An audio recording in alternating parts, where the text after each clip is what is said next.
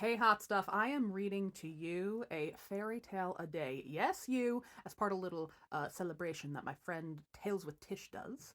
I'm sharing an Icelandic folk tale from this marvelous collection called Fearless Girls, Wise Women, and Beloved Sisters.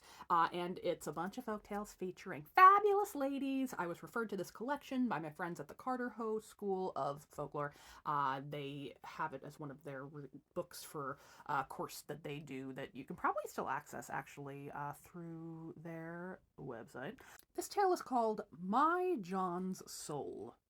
There was once an old cottager and his wife who lived together, and the old man was rather quarrelsome and disagreeable, and he was lazy and useless about the house. Sounds like a winner. His old woman was not at all pleased about it, nor should she be. She would often grumble at him and say the only thing he was any good at was squandering what she scraped together, because she was, of course, constantly at work and tried by hook or by crook to earn what they needed, and was very good at getting her own way with anybody she had to deal with, except this fucking guy she's married to. And even though they did not agree about some things, which is one way to say one of them was a resourceful, nice person and the other was a fucking loser, the old woman loved her husband dearly and never let him go short. Good for her, I guess. Things went on about this same way for a long time, but one day the old man fell sick, and it was obvious that it was going to kill him. So, it occurred to the woman that there was no fucking chance this guy was going to get into heaven, and it didn't seem like he had the ability to, come to Jesus before then. And she was a little worried about that, and she knew she was gonna go up there, and she wanted him with her for some reason. So, she took a small bag and she held it over her husband's nose and mouth so that when the breath of life leaves him, it would pass into this bag. And she tied it up at once. And then off she went to heaven, carrying the bag in her apron. And when she came to the borders of the kingdom of heaven, she knocked on the door, and St. Peter answered. And he was like, "Sup?" And the old woman said, "Good morning. How are you doing? I am here with the soul of my John.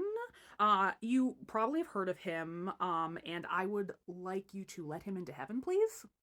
And St. Peter was like, "Yeah, I'm not doing that. I have indeed heard of your husband, and I have heard nothing good." And the old woman said, "Wow, really? Really, really, really, St. Peter, I would never have believed that you could be so hard-hearted.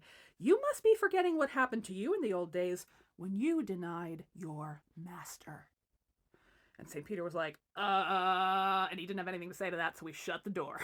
He just shut the door. He didn't want to deal with his own past sins. So she was like, And she camped outside. She's like, "I'm not going anywhere."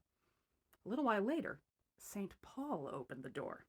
And she greeted him. She said, "Hey, how you doing?" And she pleaded with him for the soul of her John that he could get into heaven.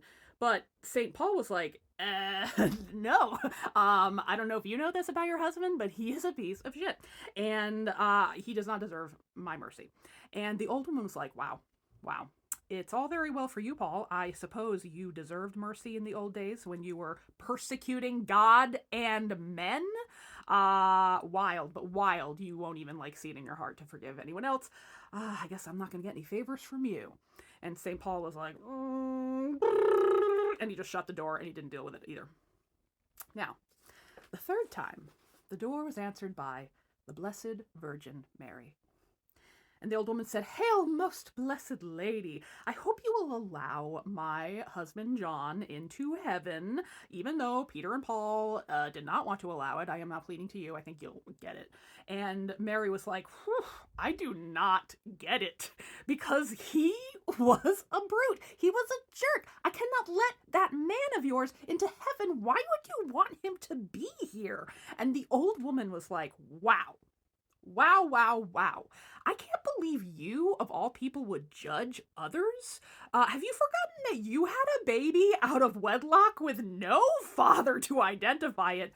Bold move of this old woman to say that to Mary. But you gotta admire her guts. And Mary was also like, no, she shut the door. So, finally, for a fourth time, the door opened. And who opened the door but motherfucker Jesus Christ himself. God bless him. He opened the door, and he's like, what are you doing here? And the old woman said, oh, well, I wanted to beg you, my dear Savior, to let this poor wretch's soul warm himself near the door. That's a quote. And Jesus was like, is that your husband John? And he was like, no, he can't come in here. He had no faith in me. Now, the woman did not have a retort for this. However, when Christ began to close the door, she flung back the bag and she tossed it in there before it could close all the way. And because she got that life soul from him, she got her hubby into heaven, no matter what the rest of those bastards say. And she felt a weight lift from her heart, probably because she got her husband into paradise, but also she don't have to deal with him any longer. Nice. If you like the way I told that fairy tale, you might enjoy the fairy tales that I adapted for my book, Fucked Up Fairy Tales, Sinful Cinderellas, Prince Alarmings, and other timeless classics. Actually, they're much better because, I actually spent over a year writing this book, and I had a professional editor make it nice and shiny and extra good, unlike what you just witnessed, which was me totally making it up on the spot. But you know what? I had a good time. And I hope you did too. Pick up this book wherever you like to get books.